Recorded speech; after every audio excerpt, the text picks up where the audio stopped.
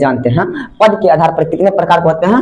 3 प्रकार का। पहला होता है एक पदी, सॉरी एक भी लिख दिया, एक पदी। एक पदी क्या होता है? एक पदी व्यंजन। क्या होता है? एक पदी बहुपद, ठीक ना।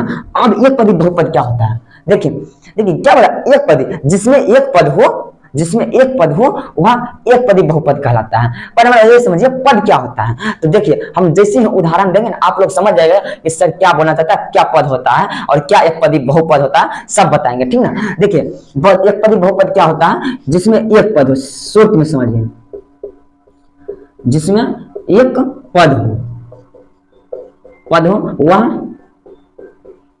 एक पदी बहुपद कहलाएगा, बहुपद कहलाते हैं। ओके फ्रेंड, अब यहां समझिए एक पद जिसमें एक पद हो, जैसे कि मान लो हम अकेले हैं, अभी शादी नहीं हुआ है, ठीक ना, तो हम एक पदी हैं। क्या है?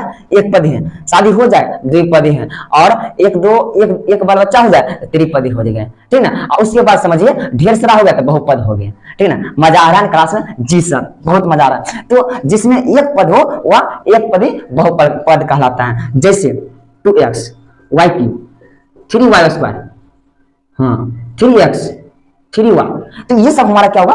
एक पदी में गिनती आ जाता है। क्या आता है? एक पदी में गिनती आ जाता है। ओके फ्रेंड, यहां तक समझ गए। अब द्विपदी में, उसके बाद आता है द्विपदी, द्विपदी बहुपद, द्विपदी बहुपद जिसमें दो पद हो, जिसमें दो पद हो, जिसमें दो पद हो, ठीक ना। जिसमें दो पद हो वह क्या कहलाएगा? द्विपदी बहुपद कहलाएगा। अब दो मान लीजिए, दो में क्या, जैसे मान लीजिए 2x² - 1 लिख दिया, क्या एक और दो पद है। उसके बाद क्या लिखे? 3x³ - 4x² लिख दिए, ठीक ना। ये सब क्या है हमारा? ये सब द्विपद बहुपद कहलाता है, ठीक ना। त्रिपदी बहुपद, उसके बाद आता है त्रिपदी बहुपद। क्या दोस्तों अच्छा सा आ रहा है ना? त्रिपदी बहुपद,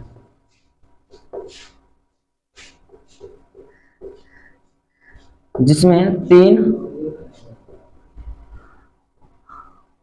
पद हो, ठीक ना। जिसमें 3 पद हो वह त्रिपदी बहुपद कहलाता है। जैसे कि मान लीजिए त्रिपदी बहुपद किसे कहेंगे?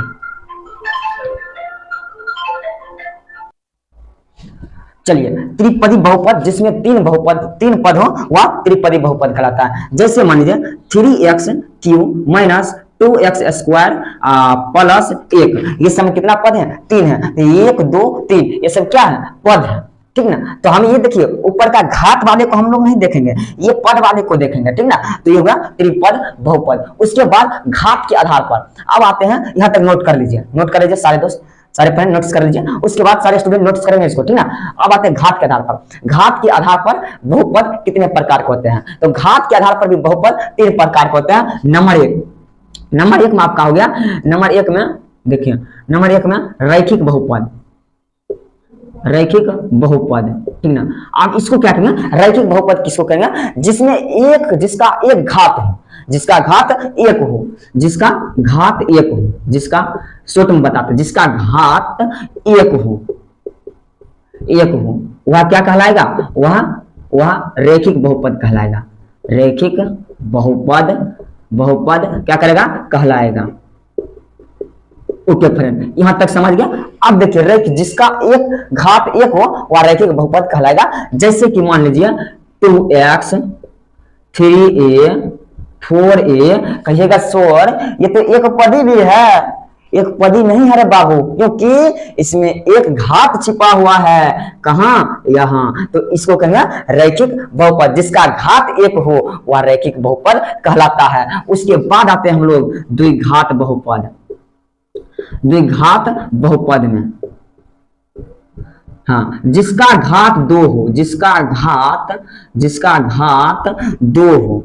अब समझिए हम लोग वर्ग समझते हैं, वर्ग गो ऊपर रेप वर्ग, ठीक ना। तो वर्ग किसको कहेंगे? उसी को हम लोग द्विघात बहुपद भी कहेंगे। जैसे कि मान लीजिए 2x² - क्या होगा?